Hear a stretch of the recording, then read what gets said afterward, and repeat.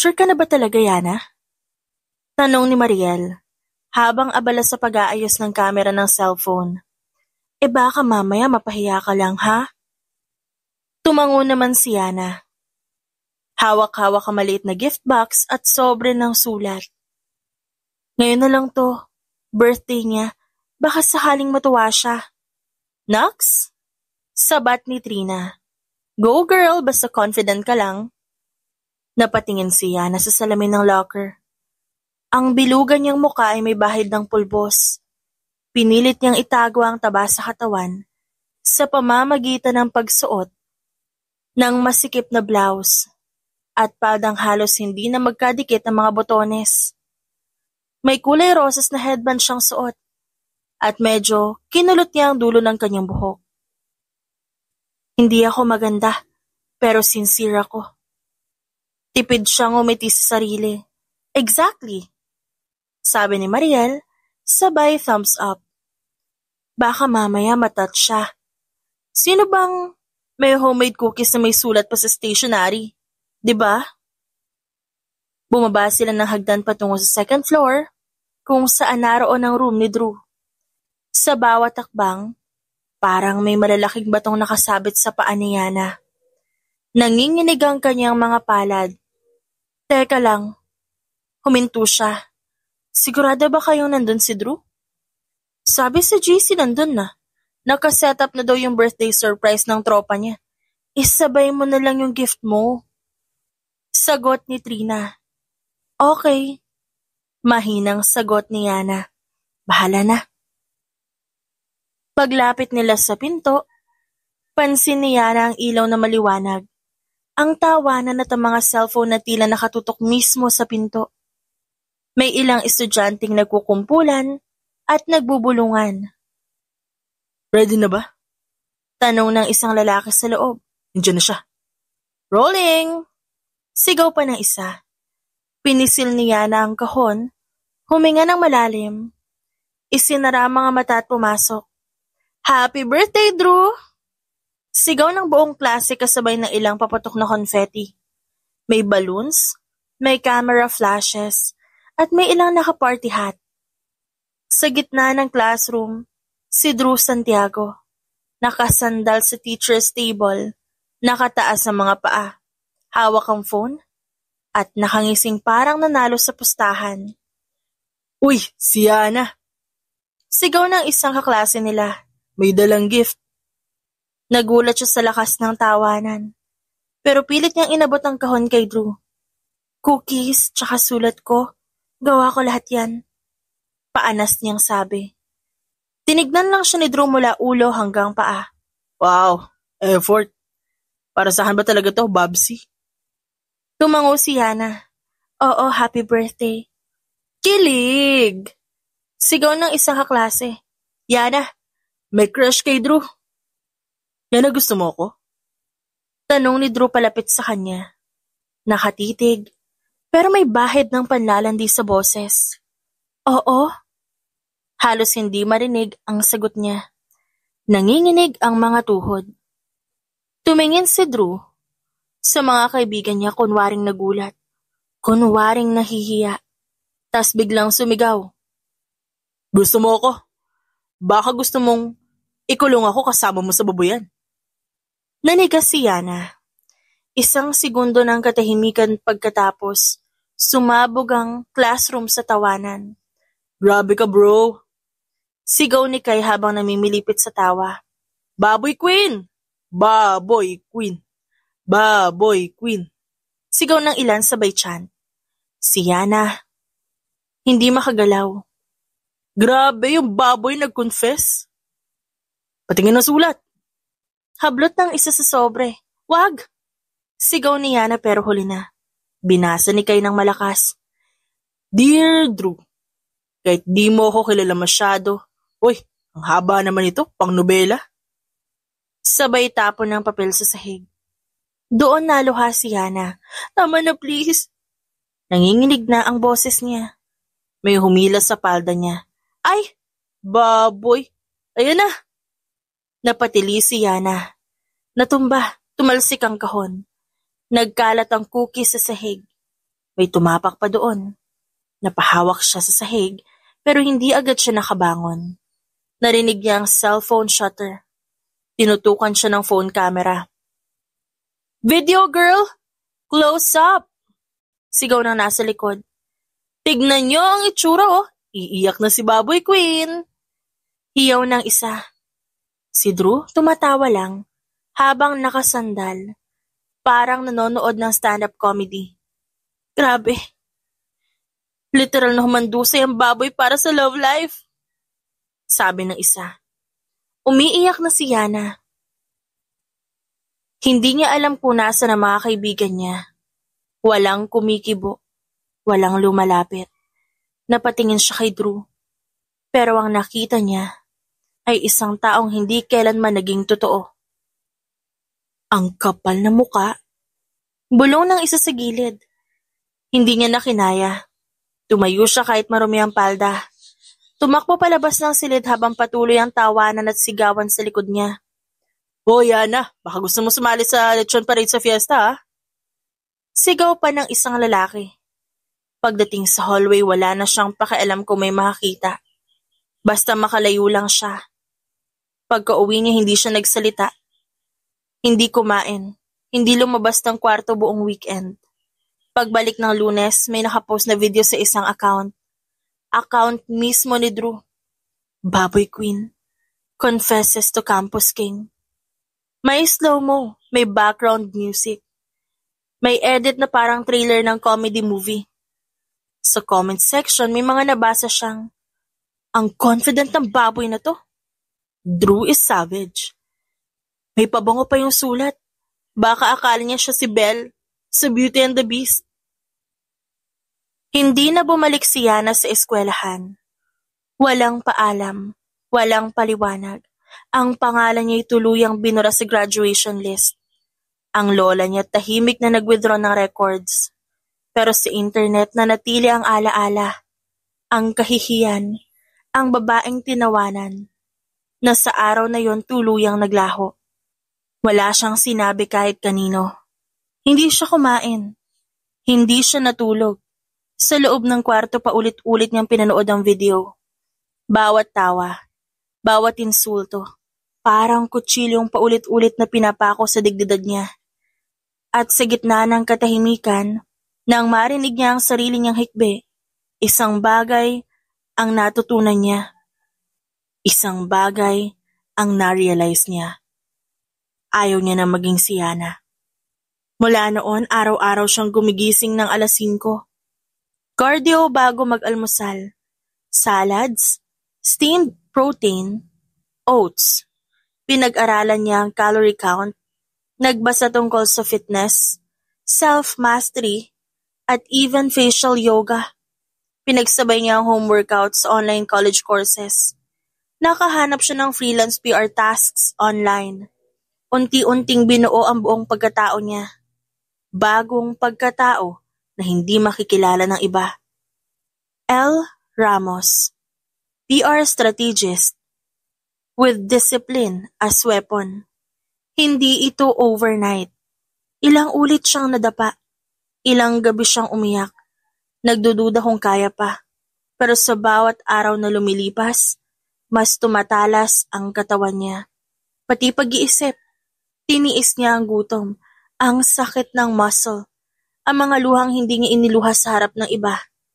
At isang araw, pagtingin niya sa salamin, hindi na si Yana ang nakatingin pabalik.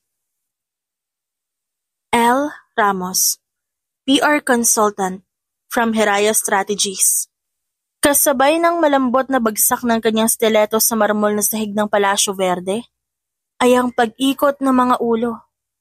Pulang gown na may malalim na hiwas sa gilid, buhok na parang alon, at lakad na parang sanay sa kamera. Sa bawat hakbang niya, may napapabulong. Grabe, parang artista. Sino siya? Hindi ko siya kilala pero she walks like she owned the place. Ngumiti lang si Elle. Si Elle na dating si Yana. Maliit na ngiti pero sapat para mapako ang mata ng isang waiter na nag-alok ng champagne. Tinanggap niya yon, walang sinasabi.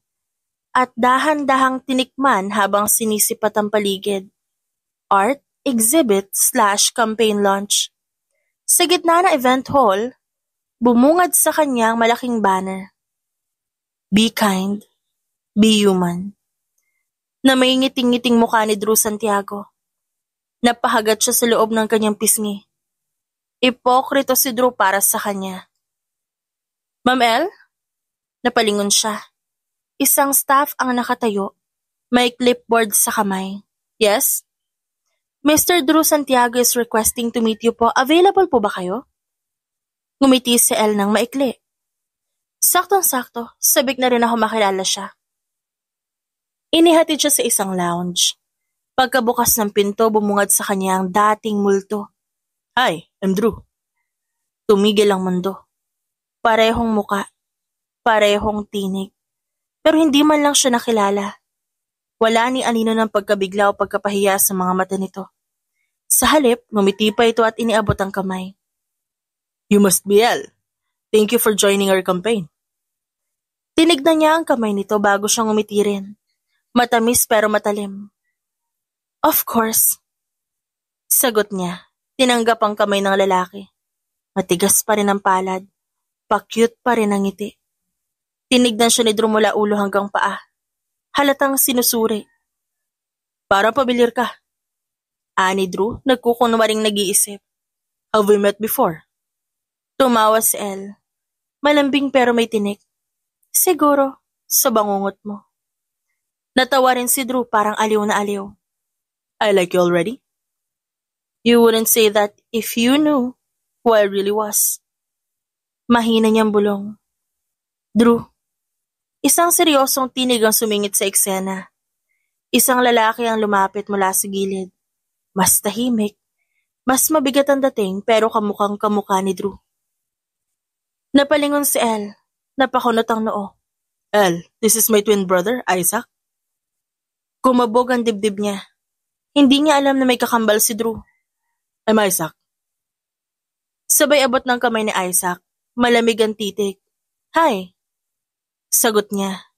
Tinanggap ang kamay nito. Mas matagal silang nagtitigan.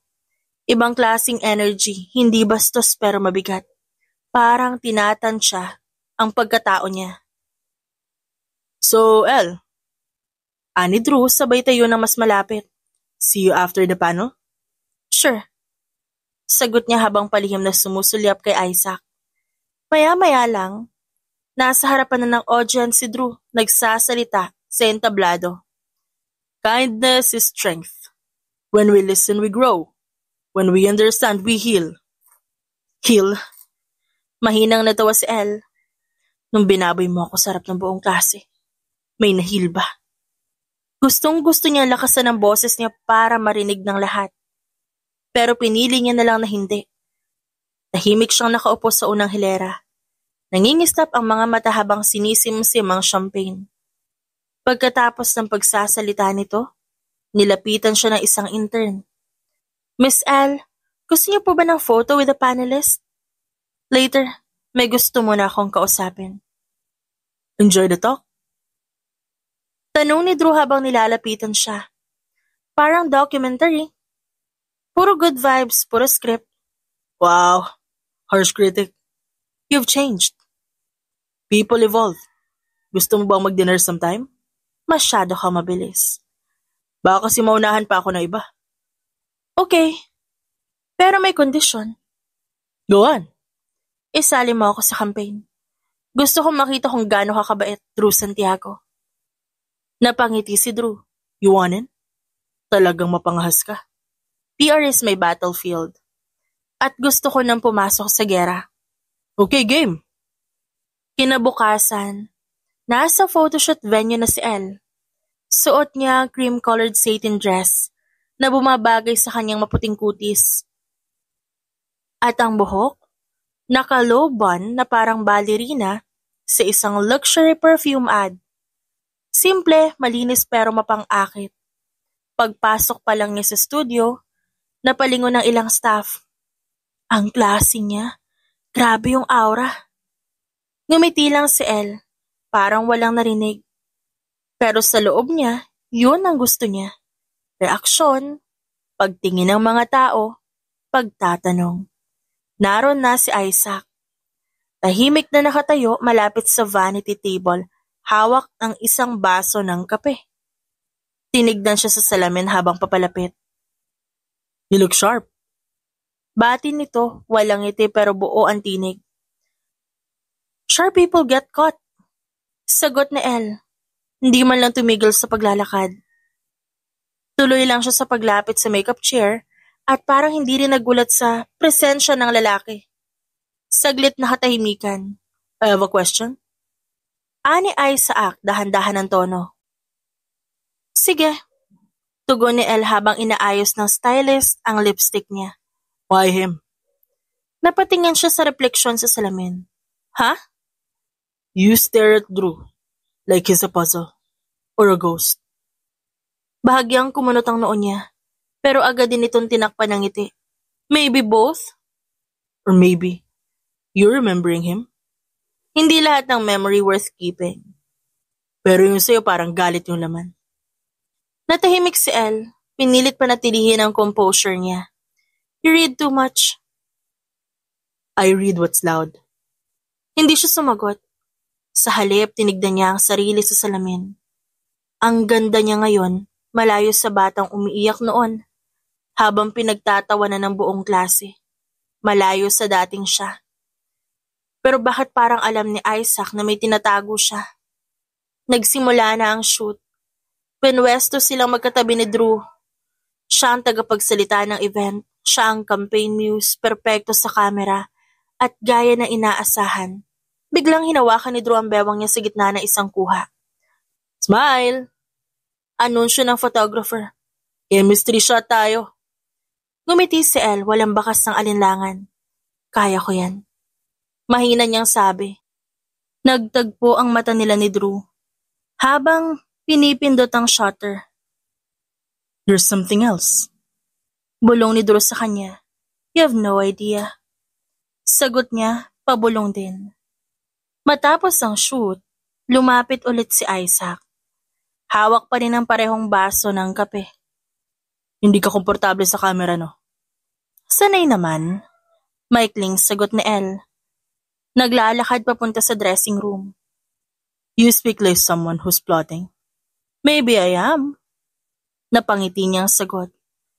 Huminto si Isaac sa tabi ng pinto. Hindi siya ngumingiti. Hindi rin agresibo. Pero mabigat. Galit ka ba sa kanya? Ganun na nakikita ko sa'yo. Plastic ka. Siguro? Tumingin si Elle sa mata nito. Natawa siya pero walang kasamang katuwaan sa tono. Masyado ka nag-iisip ng kung ano-ano, Isaac. Sagutin mo muna ako. Hulaan mo na lang. Good luck.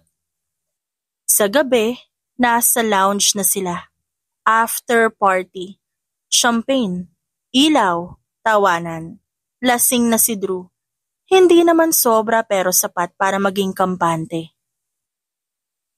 Umakbay ito kay Elle na para bang matagal na silang magkaibigan. Seryoso. Ani Drew, may amoy alak ang hininga. You are the best thing sa campaign na to. Ngayon pa lang ako nagsisimula. Malamig na sagot ni Elle, pero nakangiti pa rin. Pero iba ka. You feel like fire. Bahagyang tumagilid si Elle sa kabumulong. Careful. Fire destroys. I like destructions. Sagot ni Drew sa hangumisi. Sakto namang dumating si Isaac. Malamig ang tingin. Diretso kay Elle, hindi kay Drew. Uwi ka na ba, Elle? Nagtaas ng kilay si Drew at medyo nabigla. Ba't mo tinatanong yan? Gabi na. She's had enough. Sagot ni Isaac. Hindi alintana ang reaksyon ng kakambal. Ako ba yung tinanong mo? Hindi ikaw. Sagot ni Isaac kay Drew. Nagtama ang tingin ng kambal. Isa palangiti at lasing. Ang isa tahimik at tuwid ang tindig. Napatayo si Elle at pinutol ang tensyon. I'm fine but thanks Isaac. Pag-alis niya bahagya siyang lumapit kay Drew at binulungan. Salamat Drew. Magkikita pa tayo. Pagbalik sa unit, tahimik ang paligid. Binuksan ni Elle ang laptop. Hindi para mag-edit ng photos. May isang folder siyang hindi pa nabubura. Isa sa mga hindi niya malimutan. Binuksan niya ang video file paulit-ulit. Hagalpakan, sigawan. Isang batang yana na umiiyak. Nakasuot ng palda. Hinihila, may nagsisisigaw, may tumatawa habang nakaturo sa kanya. At si Drew naroon. Isa sa mga nangunguna. Isa sa mga nagpatawa. Pinikit niya ang mata. Huminga ng malalim. Isinara ang laptop. Tumayo siya tumingin sa salamin. Hindi na ito si Yana. Ito ang unang yugto. Bulong niya. Hinawakan niya ang hikaw na ginto. Maliit at may inisyal na D sa likod. Regalo sana. 4 na taon na ang nakalipas. Hindi niya ibinigay. Sa bawat ngiti mo, Drew, isa-isa kong tinatanggal ang armas mo.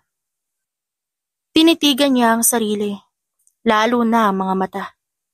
May luhang pilit pinipigilan, pero mas nangingibabaw ang apoy. Sa pagkakataong to, hindi ako ang haharap sa kahihiyan, kundi siya. Sa puso niya, naroon ang isang tanong na biglang sumingit. Bakit magkaiba silang dalawa? Si Drew palaging pa-cute, pa-charm, pa-kampante. Si Isaac palaging tahimik, observant, parang may mas pakialam. At doon, sa gitna ng gabi, unang beses na kinabahan si Elle. Dahil ang plano ay para sa isa pero ang puso, mukhang nagigising para sa kambal na hindi bahagi ng kanyang misyon.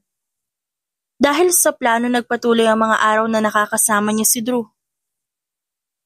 Ayos lang yan, Elle. Sabi ng stylist habang inaayos ang buhok niya para sa campaign shoot. Hindi ako expert sa love ha, pero ang gwapo talaga ni Drew. Sayang naman kung di niyo ituloy. Ngumiti si Elle pero walang kislap ang mata. Baka kasi di mo alam ang buong kwento. Ay oo nga naman. Sagot ng stylist sabay kindat. Basta ang mahalaga blooming ka. Iba talaga kapag in love. Napailing si Elle. Kung alam na nito na hindi labang nagpapabloom sa kanya, kundi ang matinding determinasyon para maipagiganti ang dating sarili. Hindi nagtagal, dumating si Drew. Preskong presko, bagong ligo. May 2 cup ng kape. Para sa iyo, Elle. Almond milk, 2 pumps caramel, light on the ice. Saktong-sakto, di ba? Perfect. Parang stalker ka. Alam mo kung anong gusto ko? Kinuha ni Elle ang kape at ngumiti. Mas gusto kong isipin na magaling lang ako mag-observe. Pwede na rin. Salamat. Grabe ang chemistry. Saad ng photographer na dumaan sa kanila. Power couple. Let's go. Drew, liin ng konti. Elle, titig ka sa kanya. Kunwari may sikreto kayong dalawa. Nagtagpo ang mata nila. Si Elle bahagyang ngumiti. Si Drew parang tinamaan. Ang buong studio nagkakagulo sa kilig. Pero sa loob ng bag ni Elle, may phone na tahimik na nagre-record. Lahat ng banter, lahat ng pangit na side comments ni Drew backstage, pati yung pagsigaw nito sa assistant dahil lang sa oily na makeup. Hindi ba late na naman yung makeup artist? Reklamo ni Drew. Sabi ko oily na mukha ko kagabi. Ngayon parang fried chicken ulit. Ano ba yan? Pasensya na po, sir. Pasensya? Hindi ako tumatanggap ng pasensya. Pindot, timestamp, mark. Sa gilid ng set may paparating na lalaki. Tahimik lang ito at may dalang bottled water. Si Isaac. Hindi pinansin si Drew. Dumiretso kay Elle. Thirsty? Tanong niya sabay abot ng tubig. Not for water. Sagot ni Elle pero kinuha pa rin. Salamat dito. Noted. Sagot ni Isaac, saka umupo sa tabi pero walang imik. Tahimik lang na nanonood sa nangyayari sa paligid. Ilang minuto pa naupo si Elle sa gilid habang nagpapalit ng wardrobe. Lumapit si Isaac at umupo sa tapat niya. Totoo ba to? Ang alin? Kayong dalawa ni Drew. Mukha kayong campaign couple pero wala akong nararamdamang totoo. Bakit? May pakialam ka ba? Wala naman, curious lang. Minsan kasi ramdam ko kapag peke. Lalo na kung sanay ka magbasa ng tao. Baka yan ang problema mo. Sanay ka masyado. Nagkaroon ng katahimikan. Akala mo ba natatago ng makeup ang totoo sa mata ng isang tao? Di mo kailangang intindihin ang mga bagay na hindi mo kayang maintindihan. Naintindihan mo? Wala kang pake. Sagot ni Elle. Malamig pero matalim. Punto mo yan. Kinagabihan nasa kondo na si Elle. Binuksan niya ang laptop na may folder na name na Bait. Naroon ang audio files na boses mismo ni Drew. Fat girls should never wear yellow. Ano yan? PR manager o lost child? Pag ganyan na itsura mo, tahimik ka na lang sana. Huwag bumaboses kapag pangit. Ngumiti si Elle habang inaayos ang files. Iba't ibang subfolders. Gaslighting, verbal abuse, narcissism. Gamit ang dummy account, pinost niya ang isang voice clip. Boss namin, feeling perfect, pero ganito magsalita behind the camera. Walang pangalan, walang muka, pero sapat para umingay. Ilang araw lang naglabasan ng mga comments. Parang kilala ko tong boses na to PR manager namin yan dati. Yung mga artista, ang linis sa camera, pero basura sa backstage. Nagpapapa pang notice habang umiinom siya ng wine. Simula pa lang to. Bulong niya. Sa mga sumunod na araw, sunod-sunod ang lambing ni Drew. Pa-milk tea, pa-text ng good morning, at kung ano-anong palipad hangin na parang teenager sa first crush niya. Pero sa bawat ngiti ni Elle may nakatagong kasiyahan. Kasiyahan para sa paghihiganting nais niyang ibigay dito. Pinaikot niya ang mga sagot na parang may kilig pero wala. Kontrolado niya ang naratibo. Isang malaking palabas lang ang lahat. Hanggang isang araw sa gitna ng isang public event ng campaign, huminto ang programa. May host, may lights, may media. At si Drew nakatayo sa entablado. May hawak na mic, may banda pa. Naramdaman ni Elle ang mabilis na tibok ng puso. Hindi dahil kinilig siya kundi dahil ito na ang pagkakataon niya. Elle Ramos. Ni Drew, tinatawag siya mula sa gitna ng crowd. Can you come up here? Tumingin ang mga tao sa kanya. May nagtulak pa sa likuran niya na tila excited. Go na, Elle!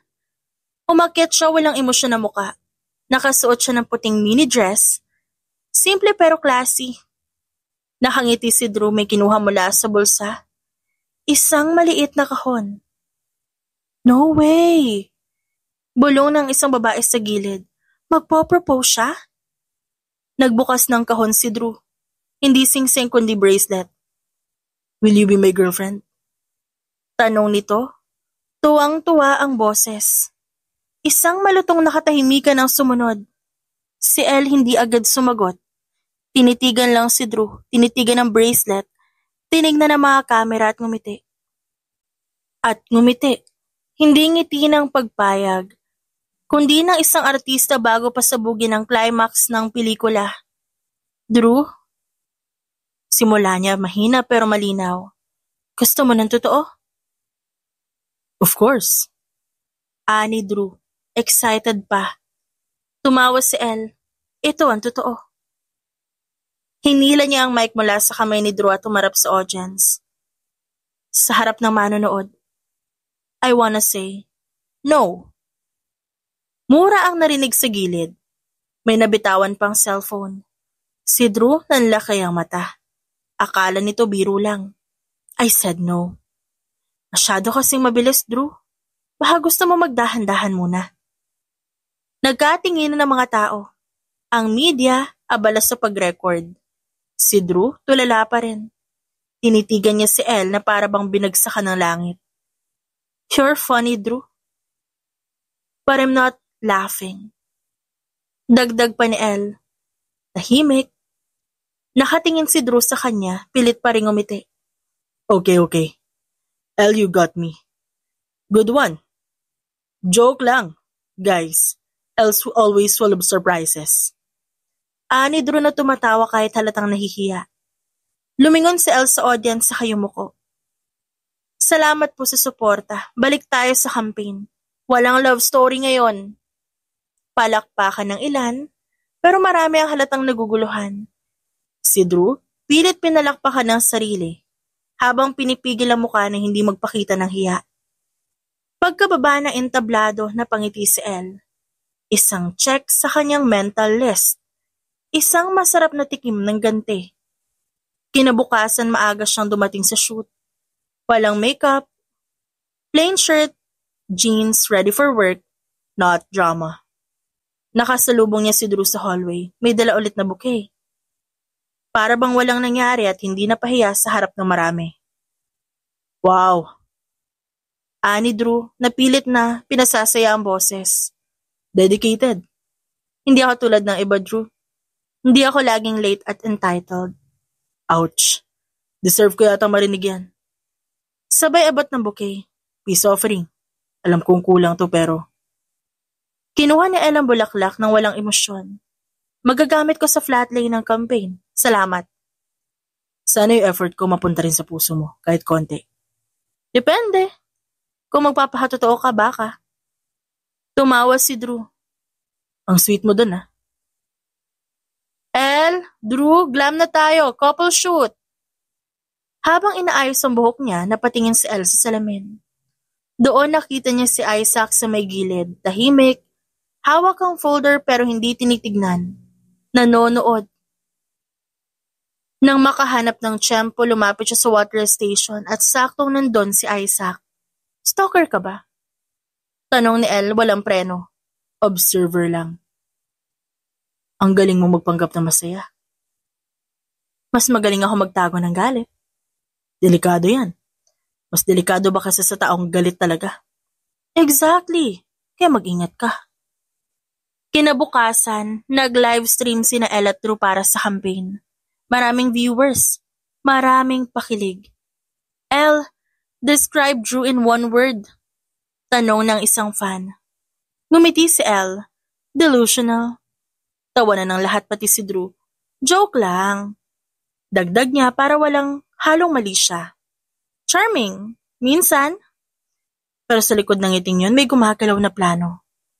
Sa parehong gabi, nagpadala siya ng mensahe sa isang anonymous page.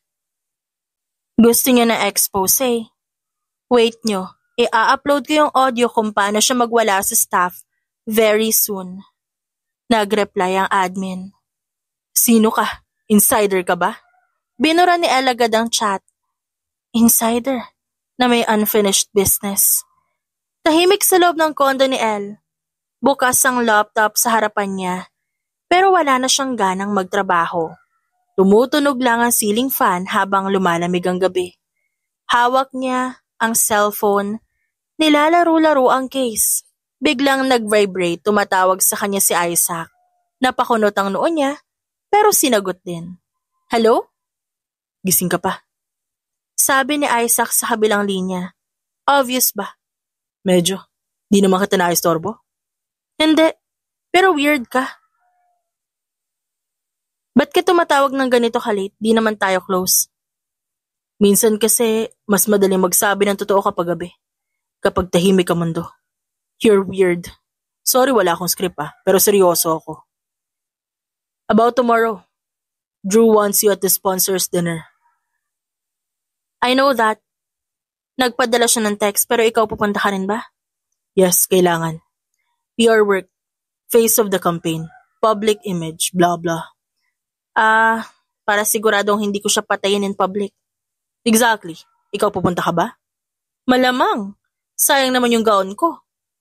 Pagsuot mo yan, baka mas marami kang mapatay kaysa kay Drew. Visually, I mean. So ano? Ano bang kailangan mo?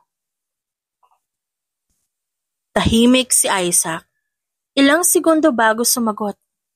Wala, gusto ko lang marinig yung boses mo. Nagulat si Elle. Tumahimik din siya. May kung anong init na dumaan sa leeg niya pababa sa dibdib. Baliw. Gusto ko lang sanang kausap ka hanggang makatulog ako. Okay, game. May tanong ako. Bakit parang laging may tensyon sa pagitan niyo ni Drew? Kambal kayo pero ibang-iba ang vibe niyo sa isa't isa. Matagal ko na rin yan tinatanong sa sarili ko. Then, Sa mata ng mundo, si Drew ang bida. Laging siya ang nauuna, siya ang varsity, siya ang campus crush, siya ang life ng party. ikaw? I was in the background, the nerd, the ghost in the hallway. Tahimik si Elle. May isang taon. Fourth year high school, nanalo ako sa science fair. Project ko yun. Sineryoso ko. First time ko naisip, maybe I'll be seen this time. Napaisip ng bahagya si Elle. Hindi niya matandaan si Drew noon pero nagpatuloy siya. Tapos? Pero alam mo kung ano headline kinabukasan? Ano? Drew Santiago's brother wins fair. Hindi Isaac, hindi ako. Wow.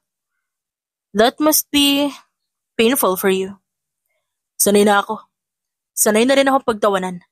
Lalo na kapag nagsalita ako ng too deep or too weird. Minsan si Drew mismo ang naunguna. Parang kaya niyang i-turn into joke ang kahit anong seryosong sinabi ko. Kinukutsa ka? Hindi halata, pero ramdam. Napapikit si Elle. Marahang gumalaw ang daliri niya sa bedsheet. Ba't di mo siya sinusupalpal? Dahil kapatid ko siya. At dahil kahit ilang ulit kong hindi pansinin, ilang ulit niya rin akong pinapahiya. Pero pinipilit ko pa rin maging tahimik. Pinipilit ko siyang patawarin at palagpasin ang lahat. Why? Dahil hindi ako si Drew. At ayokong tapatan sa larong siya lang ang panalo. Hindi agad nakasagot si Elle. Bakit mo yan kinimkim? Di ka ba nagagalit? Galit? I was, before. Pero habang tumatagal napagod din ako magalit. Kaya tinanggap ko na sa sarili ko. Wow, napakamartira mo naman. Or maybe, I'm surviving.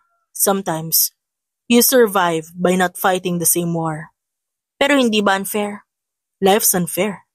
Kahit alam mong, ikaw ang panalo. Pero sa mata ng iba, iba ang nanalo. Hindi kumibo si Elle. Binalik niya ang cellphone sa dibdib at nakatitig sa kisame. You know what, Elle? Hindi ako nagrereklamo dahil gusto kong kaawaan. Gusto ko lang maintindihan mo. Na hindi lang si Drew ang may kwento. Hindi lang siya ang bida. I see that now. At mas gusto ko yung pag-uugali mo. Yung totoong nagsasabi ng katotohanan tungkol sa kanya.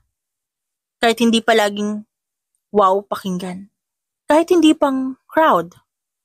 Mas gusto ko yan kaysa sa taong kayang magpanggap na charming kahit may tinatapakang damdamin. Alam mo, dapat matagal na kitang tinawagan. Ba't ngayon mo lang ginawa? Siguro kasi ngayon lang ako naging handa. Tamang-tama. Kasi ngayon lang din ako marunong makinig. Alam mo, dapat worried ako kay Drew. Dahil ramdam ko may iba kang pakay sa kanya. But, weirdly, I am not. Baka kasi gusto ko rin mapanood siyang masaktan. You're dangerous. Same to you. Sumunod na gabi, sponsors dinner. High-end ang venue. Crystal ang glasses at may jazz band. Si Elle, suot ang eleganteng black dress, backless, body-hugging, with a slit na kayang humiwa ng ego. Pagpasok pa lang niya, huminto ang usapan sa ilang mesa. May kumalat na raw na luma niyang litrato, ang dating siya, si Yana. Pero ngayon, wala ni Anino. Elle, you look breathtaking. Bati ng isang sponsor. Masarap din huminga sa bagong katawan. Sagot niya. Lumapit si Drew. Parang hindi pa rin natututo. Ba't parang gusto mong patayin lahat ng lalaki sa outfit mo? Baka kasi hindi ako nagbibihis para magpa-cute. Baka para ipaalala kung anong hindi na nila pwedeng lapastanganin. Strong woman vibes. Hindi po, sir. Realistic woman lang. Minsan kailangan mo maging lason para makaligtas sa mga ahas. Tahimik si Drew. Si Aiza kumiti sa gilid habang pinagmamasdan siya. Habang abala ang lahat sa kwentuhan at pictures, lumapit si Isaac sa kanya. Lason ka nga. Pero bakit parang gusto kitang inumin? Baka kasi sawa ka na sa matabang katotohanan. Nagkatitigan sila, walang palamuti, at sa gitna ng scripted na kilig nila ni Drew, may dumarating na bagay na hindi planado. Yun ay si Isaac. Maghahating gabi na, pero tahimik pa rin ang paligid. Sa liwanag ng park lamp, kitang-kita ang banayad na pag-ambon. Tahimik na nakaupo si Elle sa bench. Naka-jacket siya. May bit-bit na tumbler ng mainit na tsaa. Ang cellphone niya nasa tabi lang. Tahimik, walang tunog, walang kahit anong alert. Sa loob ng folder sa phone na may pangalan na to be used, naroon ang mga recordings, screenshot, draft plans. Biglang may upo sa tabi niya. Si Isaac. Walang imik, may hawak na 2 cup. Tsaang mainit ang gusto mo, di ba? Pero malamig na yan. Gusto mo ng kapalit? Hindi lahat ng malamig pinapalitan. Tahimik muli. Tanging lagaslas ng ulan ang naririnig. Umihip ang malamig na hangin. Hindi kasi Elle. Excuse me. Hindi ganyan tumingin ng taong buo ang pagkatao. So sino ako sa tingin mo? Isang taong galit. Marunong umiti pero hindi marunong tumawa. Marunong magpa-cute pero hindi marunong magpakatotoo. Wow, galing mo naman. Hindi ako magaling, maingat lang ako. At siguro may pagkapraning din. Sandaling katahimikan ng namayani. Bakit ka talaga nandito, Elle? Ano bang gusto mo marinig? Yung totoo. Wala namang totoong sinasabi ang mga PR. Yan ang problema. Wala kang iniiwang butas kahit saan. Di mas okay. Depende. Kasi pag wala kang pinapakita, hindi mo rin alam kung may nagmamahal sa totoong ikaw. Hindi agad nakasagot si Elle. Sa loob-loob niya parang may nanakaw sa kanya. Isang eksenang hindi kasama sa plano. Isang tanong na hindi niya na-predict. Biglang bumuhos ang ulan, mas lumakas. Wala silang payong. May masisilungan dito sa dulo, halika. Tumakbo sila sa maliit na kubo sa gilid ng park. Napansin ni Isaac na may konting gasgas sa paa niya. Galing yan sa shoot kahapon? Nadulas ako habang naglalakad, maliit lang naman yan. Di lahat ng sugat dapat binabaliwala. Kailangan din niyang gamutin bago lumala. Lumuhod siya sa harap ni Elle. Inilabas ang maliit na first aid kit sa bag. Tahimik si Elle, nakatingin lang. Wala sa plano ang ganito. Wala sa plano ang isang taong marunong makakita kahit hindi nagsasalita. Sabi ng lola ko, pag may tao raw na tumingin sa'yo nang hindi ka hinuhusgahan, huwag mo agad itulak palayo. Paano kung ayaw kong tignan ako ng ganon? Why? Kasi minsan, nakakahiyang makita kung sino ka talaga. Napatingin siya sa mata ni Isaac, hindi siya umiwas. Salamat sa bandage. Sana hindi lang sugat sa paa ang gamutin mo. Tahimik na sa loob ng maliit na silungan. Ang ulan sa labas ay tila walang balak humupa. Si Elle nakatitig lang sa gasgas sa kanyang bukong-bukong. Ngayon ay may maliit ng bandage. Maraming salamat. Saad ni Elle sa wakas. Di mo kailangan magpasalamat. May mga bagay na ginagawa talaga ng walang kapalit. Di ako sanay sa ganito. Na may taong naaabala. Talaga? Paano si Drew? Matalim ang tingin ni Elle. Si Drew? Maraming ginagawa pero hindi lahat may halaga o may ibig sabihin. May galit ka sa kanya, halata sa tono mo. Ganyan ka ba lagi? Diretso? Sa totoo lang, bihira ako makialam pero sa'yo parang mahirap iwasan. Bakit? Hindi ko alam. Pero sa dami ng peke sa mundong to, bihira na yung taong kahit paanong pagtatago ang gawin nila, may naiiwang bahid ng katotohanan. Napatingin si Elsa sa sahig. Hindi mo ako talaga kilala. At hindi mo ako kailangang kilalanin. Baka hindi. Pero baka may dahilan kung ba't nandito ako ngayon. Kung ba't ako ang kasama mo sa gitna ng ulan at hindi siya. Walang sagot si Elle. May kung anong sakit sa dibdib niya. Hindi niya alam kung dahil sa lamig, sa hiya o sa takot. Ilang taon siyang nagtago, nagbago at nagtanim. Muli siyang tumingin sa lalaki. Paano kung sabihin kong hindi ako ang iniisip mong tao? Na ang lahat ng nakikita mo parte lang ng trabaho ko. Kung ganun, alam ko may dahilan ka. Gusto ko lang malaman kung yung mga mata mong yan, may pinipigilan bang lumabas? Wala akong dapat ilabas. Lahat tayo may dapat ilabas. Ang tanong lang, kailan at kanino? Alam mo, ako kasi mahilig maghanap ng butas sa mga taong magaling magpanggap. Eh di ikaw na, Observer of the Year. At ikaw, nominee for most guarded character. Napatawa si Elle, bahagyang mahina. Pagkatapos, huminga ng malalim si Elle. Walang script para dito. Walang training para sa ganitong sagupaan. Yung hindi barilan, hindi patalasan ng isip, kundi tagisan ng loob. Dahan-dahang tumayo si Isaac. Babalik na ako.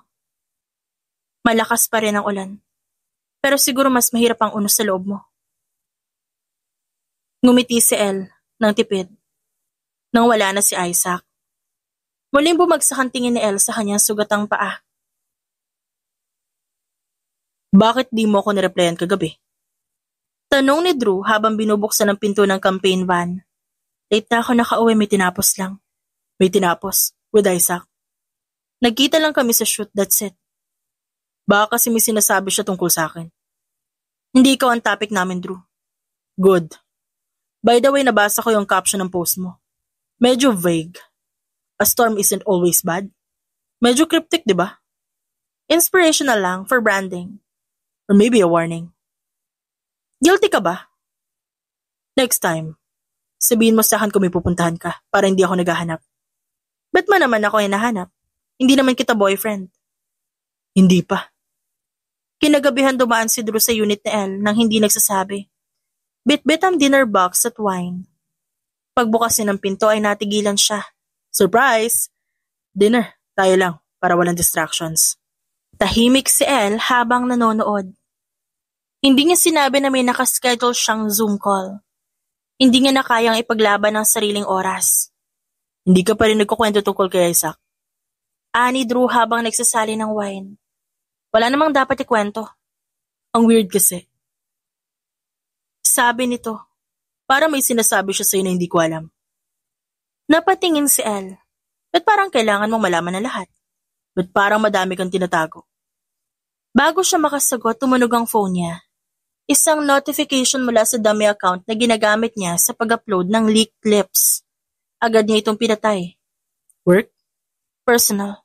Can I see? Hindi. May tinatago ka nga. Napatigil si Drew, tumayo at tumitig. Tahimik lang si Elle. Hindi niya alam kung paano siya makakalabas sa pag-uusig. Hindi niya rin alam kung kailan nagsimulang nagmukhang selda ang sarili niyang kondo. Pag-alis ni Drew, agad siyang dumiretso sa laptop, pinuksan ang folder na nakalock.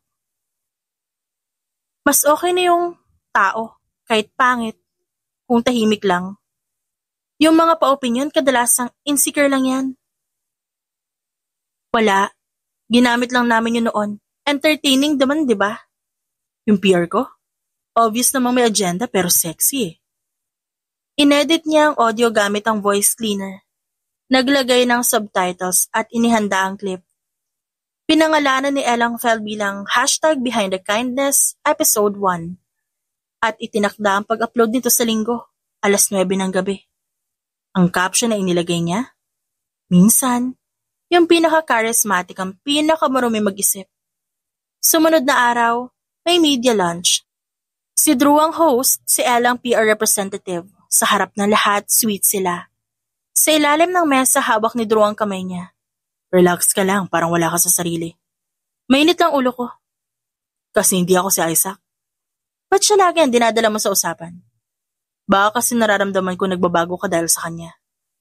Or maybe nagiging totoo lang ako. Saad naman ni Elle, 11:00 ng gabi. Paakyat siya ng elevator. Sobrang tahimik ng hallway. Pagkabukas ng pinto ng unit, hindi niya agad pinasok yon. Tumalikod siya, naglakad sa kabilang dulo. Naupo sa sahig ng koridor. Hubad ang paa, nakasabog ang buhok. Hindi niya namalayang lumuluha na siya.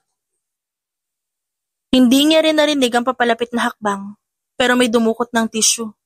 Maingat na pinunasan ang kanyang pisngi. Pag-angat niya ng mata, si Isaac. Tahimik ito, lumuhod sa kanyang tabi, hindi nagtatanong. Pinunasan ng maskara na kumalat mula sa ilalim ng kanyang mata. Di mo kailangang umiyak na mag-isa. Dapat ba, by group? Don't joke around. Nandito ako para makinig. Hindi ko alam. Parang wala na akong kontrol. Dahil lumalabas na yung totoo mong pagkatao. You're feeling it. Ang gulo. Gusto ko siyang masira, gusto kong gumante. Ba't parang ako na yung nawawala? Dapat na ba akong tumigil? Di ko sinabing tumigil ka. Ang sabi ko lang, kung pipiliin mo maging lason, siguraduhin mong hindi mo rin iniinom. Hindi ko naman to pinlano na ganito. Akala ko makukuha ko yung hustisya sa pamamagitan ng pagkatalo niya. Pero hindi lang siya natatalo ngayon. Dahan-dahan siyang tumango. Bumaling sa kanya si Isaac. Hindi kita ililigtas, Elle. Hindi yun ang kailangan mo ngayon. Pero kung gusto mong tumayo rito, I'm just here for you. Saglit siyang natigilan. Wala na siyang masabi. Umiiyak siya pero hindi malakas. Sandali pa silang nag-usap ni Isaac. Ngayong gabi, mabigat pa rin pero hindi na masyado. Hindi naman nawala ang sakit. Pero may isang taong nagbigay ng suporta sa kanya. Kinabukasan maagang umalis si Elle sa unit. Sa isang maliit na cafe, binuksan niya ang laptop at nilipat ang file ng voice clip sa isang USB. Kung sa tingin niyo mabait ako, then good. Ganon kasi ako maglaro. Inilagay niya ang USB sa sobre. Pinirmahan. Para kay Mr. Villarosa. National Tribune. Nilagyan ng post-it. If you value the truth more than PR, play this. Hindi pa ito ang dulo, pero isa na itong pagbawi ng kapangyarihan. Yun ang gusto ni Elle. Malaking araw. May ilaw, camera, livestream, press, sponsors, social media influencers. Lahat naroon sa campaign celebration event na pinlano ni Elle. Grand, modern, and classy. Lumapit ang organizer. Elle, ready na yung AV team. Yun na lang hinihintay. Good. Keep it tight. No glitches. Pagbalik niya sa gilid ng stage, naroon si Drew. Hey, future partner. Lakas ng event, grabe ka talaga. Nakaka-proud. Umakyat si Drew sa stage, buong venue nakatutok sa kanya. Kinuha ang mic, puno ng kumpiyansa. Magandang gabi sa lahat. Alam ko pong marami sa inyo ang sumusubaybay sa campaign namin ni Elle. And let me say this. This success isn't mine. It's ours. Nagpalakpakan ng mga bisita habang nagbubunya ang ilang fans na nasa likod ng hall. Tumango si Elle, sinyalis sa tech team. Sa likod ng entablado umilaw ang LED screen. Nag-blink, tumugtog ang isang instrumental. Napako sa gitna si Drew. Hindi pa nararamdaman ng biglang lamig ng hangin sa paligid. Unang lumabas ang isang lumang larawan ng batang si Elle. Si Yana. Chubby, may braces. Nasa sahig at pinagtatawanan ng video na may title na Baboy Queen ng Batch 2018. Nanigas ang mukha ni Drew. Sumunod ang audio recording mula sa isang closed-door meeting. Boses ulit ni Drew, malinaw ang tono ng pangmamaliit. Huwag niyo akong isama sa event. Kung nandun yung pangit na yun, ang baduy, ang laki, ang desperado. Isinunod ang isang video clip mula sa isang shoot. Ilang buwan pa lang ang nakalipas. Kita si Drew habang sinisigawan ng isang assistant na humawak ng jacket niya. Di ba trabaho mo? Kalat na naman tong outfit ko. Di ako baboy para bihisan ng sako. Sa huli, isang malinis na shot ni Elle ang lumitaw. Tumingin ito sa camera at tahimik na nagsalita. I was Yana L. Ramos. The one you laughed at. But not anymore. Natahimik ang buong event hall. Ang mga flash ng camera, ang mga mata sa screen, lahat parang huminto at namutla si Drew. Ano to? Joke? Edited yan. Fake. Walang tumawa, walang sumagot. May mga biglang tumayo sa audience. Kilalang managers, sponsors, brand representatives. We're pulling out. Our endorsement. Effective now. Sumunod ang iba. Our team will issue a statement. We do not tolerate bullying. Dahan-dahang nalusaw ang composure ni Drew, habang sunod-sunod na bumagsak ang lahat ng pangalan na pinanghawakan niya.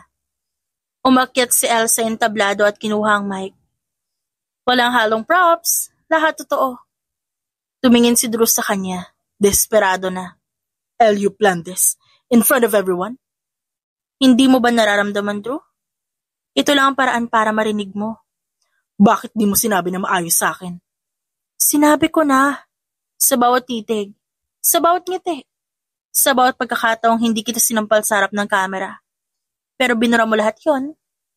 Katulad ng ginawa mo sa akin noon. Tumahimik ang paligid ngunit dama ang tensyon. Ang buong hall tila humihinga sa pagitan ng katahimikan.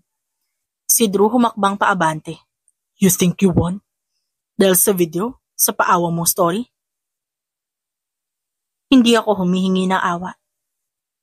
Gusto ko lang maalala ng lahat na minsan, may batang babae na ginawang katatawanan. At ngayong hindi na siya tahimik, lahat biglang nasasaktan? Tumingin siya kay Drew. Wala nang galit, kundi may buo at matatag na linaw. Hindi ako ang biktima mo ngayon, Drew. Ikaw ang biktima ng sarili mong kayabangan. Napalingon si Drew kay Isaac na nakatayo sa audience. Isaac, gagawin mo sa akin to? Sa harap ng lahat? Umiling si Isaac. Hindi ko yan ginawa sa'yo. Ginawa mo yan sa sarili mo. Hindi na muling sumagot si Drew. Hindi na rin pinansin ng audience. Napuno ng press ang paligid. Tahimik na ibinaba ni Alang Mike at bumaba ng entablado. Sa bawat akbang, parang nalalaglag mula sa balikat niya ang bigat na minsang nanahimik para kay Drew. Sa labas ng event hall, huminto siya sa isang sulok. Wala na ang spotlight. Tahimik, huminga siya ng malalim. Doon lumapit si Isaac. Elle, Akala ko sapat na yung paghihiganti para gumaan ang loob ko. But para mas mabigat pa. Tahimik si Isaac. Because vengeance isn't healing. Pinlano ko to eh. Pero bakit malungkot ako kaysa masaya? Maybe now you start again. Not as Yana, not as Elle, just as you. Nasa isa silang maliit na retreat house. Tago sa isang bayan na hindi marunong magmadali. Sa labas may duya na sinasayaw ng hangin. Kinagabihan habang binabasa niya ang isang sulat mula sa isa sa mga kabataang tinulungan niya, may kumatok sa retreat gate. Miss Elle, may bisita raw ho kayo. Hindi niya inaasahan yon. Wala siyang sinabihan na kahit sino. Paglabas niya nakita niya si Isaac. May dalang brown envelope. Akala ko hindi mo ako mahanap. Hindi kita hinanap. Tahimik na tinanggap ni Elle ang presensya nito. Wala nang balita sa'yo, nag-alala ako. Di ko naman kailangan ipaalam sa kahit sino kung nasan ako. Binuksan ni Isaac ang envelope. Inilabas na isang lumang litrato. Bago mo itapon ng tuluyan, tignan mo muna. Tinignan ni Elle. Isang larawan niya bilang Yana. Nakasuot ng chunky hoodie. May hawak na box ng chocolates at cookies. Nakangiti sa harap ng isang poster ng cupcakes. Ba't mo to dala? Dahil hindi ko alam kung gusto kita. Pero sigurado akong gusto kitang maintindihan. Hindi ako yan. Wala na yung batang yan. Gumanti ako, inubos ko yung galit ko. Pagod na ako. Pero bakit hindi pa rin ako payapa?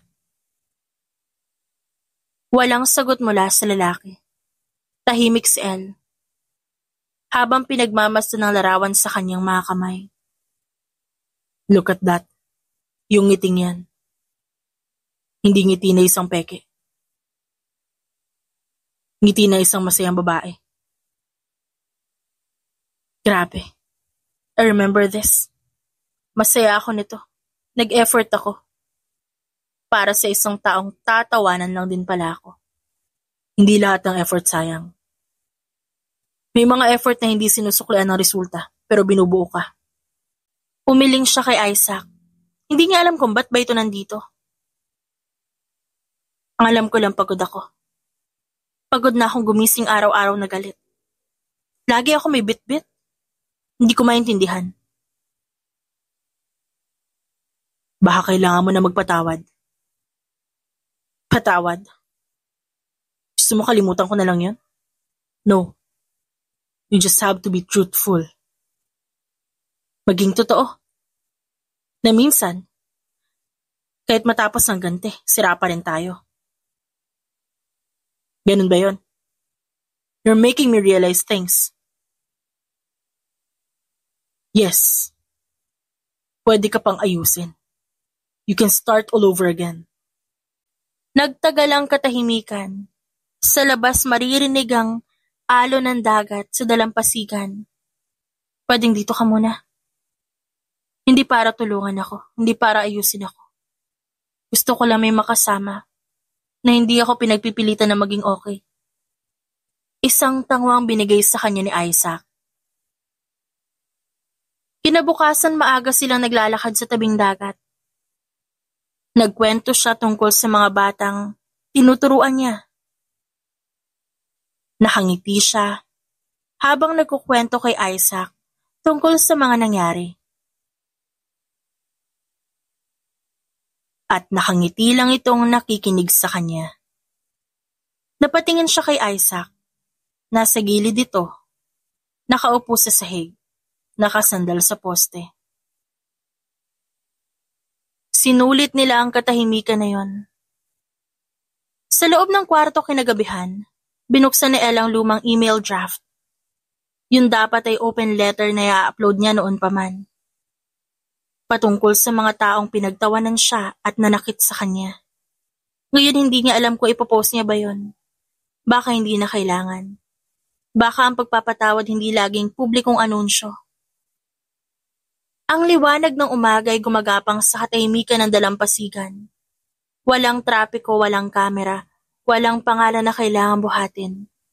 Binuksan niya ang pahina, nagsulat siya sa panibagong entry. Pinagmasdan niya ang sulat kamay. Ngayon lang siya nagsulat na walang iniisip na PR. Hindi na ito para sa audience, para na ito sa kanya. Chamomile? Alam ko yan ang gusto mong siya Sabi ni Isaac na may dalang tasa. Alam mo na agad panlasa ko. Di mo napapansin na mas malakas kang humigop kapag hindi mo gusto ang lasa ng tsaa. Alam mo, sa dami mo napapansin, minsan ang creepy mo na. Observer lang. Napailing na lang siya. Tahimik sila habang sabay na nakatitig sa dagat. Maya-maya inabot ni Isaac ang kamay niya. Hindi para piliting hawakan kundi para ialok. Hindi agad gumalaw si Elle. Pinakiramdaman niya lang ang kanilang magkahawak na kamay. Sa wakas nakaramdam siya ng kapayapaan. Kinabukasan isang mensahe ang dumating sa retreat caretaker. May lalaki nasa kabilang dulo raw ng baybayin. Ayaw raw magpakilala. Sa isang kubo na tanawan dagat naroon si Drew. Hindi nakasuit, hindi nakaayos ang buhok. Nakatayo lang ito. Pagdating ni Elle, tahimik lang sila. Hindi ako narito para magsimula ng kahit ano. Gusto ko lang magsabi ng totoo kahit ngayon lang. Sige, makikinig ako. Pero hindi para patawarin ka. Hindi ko hinihingi yun. Ito yung mga sulat ko para sa'yo. Hindi ko pinadala. Baka hindi mo na rin kailangan. Pero sa mga gabi na hindi ako makatulog, sinusulat ko to. I deserve what you feel. Pero gusto ko lang itanong, galit ka pa rin ba? Hindi agad sumagot si Elle. Sa halip lumapit siya ng dahan-dahan, pinagmasdan sa mata ang lalaki. Galit pa rin ako. Pero kaya ko na ang sarili ko. Lumambot ang mga mata ni Drew. Sa totoo lang, Elle, hindi ko talaga alam na yung biro namin dati ganyan kalalim ang tama sa'yo. At doon tayo laging nagkakatalo. Para sa inyo biro lang, para sa amin. Bit-bit na namin yun habang buhay. Hindi kita kayang mahalin. Pero ayoko nang kamuhian ka. Salamat. Kung yun ang kaya mo ibigay, sapat na sa akin. Salamat din, Drew. Kung di mo ako giniba, hindi ko matututunang buuin ang sarili ko. Pagbalik niya sa retreat house, naroon si Isaac. May hawak na aklat. Nakaupo sa lilim ng puno. Tagal mo. Mahabang kwento. Nagkita kayo ni Drew? Yes. Pinagmasdan siya ni Isaac. Tahimik lang ito. Walang judgment sa itsura. Alam mo, hindi ko alam kung totoo yung sinasabi nilang kapag tapos na ang gante may kapayapaan. I don't know. Iba siguro yung nangyayari sa akin. That's okay. We feel differently. Basta sigurado ako makaka-move on ka din. Naglakad sila sa baybayin kasama ang mga bata. Tinuturuan niya ang mga bata na maglakad ng taas noo. Hindi perpekto ang mga hakbang, pero bawat isa'y may bitbit na lakas. Gising ka pa? Tanong ni Isaac isang gabi. Yes. Isaac, salamat sa lahat. El, kahit di mo ako piliin. Importante lang na malaman mo na nandito ako kung kailangan mo ng kaibigan. Hindi na siya sumagot. Hindi dahil wala siyang masabi, kundi dahil may tumama sa dibdib niya na hindi niya kayang pangalanan. Hindi pagmamahal, hindi pagkakagusto, tila isang pagkakaunawa. Sa huling araw nila sa retreat house, habang tinuturuan niya ang isang batang babae na mag-journal, nagtanong ito, Miss L, ano ba pangarap niyo? Napaisip siya. Ang gusto niya lang mabuhay ng totoo at tahimik at buo ang pagkatao. Tumingin siya sa salamin. Sa wakas walang maskara. Hindi na si Yana natakot. Hindi na si El na puno ng galit. Basta siya. Isang babaeng piniling mabuhay hindi para gumanti, kundi para magmahal muli. Kahit pauna ay ang sarili niya. Sa pagbabalik ni El mula sa retreat, hindi na siya bumalik sa spotlight. Hindi dahil natalo siya, kundi dahil tapos na ang laban. Sa bawat takbang niya sa bagong direksyon, dala na ang katahimikan at isang kalayaan na hindi kailanman nakuha ng kahit anong trending hashtag. Sa likod na ilang charity events at creative journaling workshops na pinangunahan niya, unti-unting bumalik ang tahimik na pagmamasid ni Isaac. At doon, unti-unting bumalik ang pagtitiwala. Sa isang event para sa mga kabataang biktima ng bullying, nagsalita si El. May ilang batang lumapit sa kanya. Isa'y chubby na may braces at nahihiyang umiti. Nagtanong ito kung paano niya na-overcome yung takot patungkol sa kanyang katawan noon. At ang kanyang sagot? Alam mo, minsan di mo kailangan baguhin ang katawan mo para matanggap ng mundo. Minsan kailangan mo lang maghintay ng tamang taong magsasabing walang mali sa'yo. Pero habang hinihintay mo yon, dapat ikaw muna ang unang magsabi nun sa sarili mo.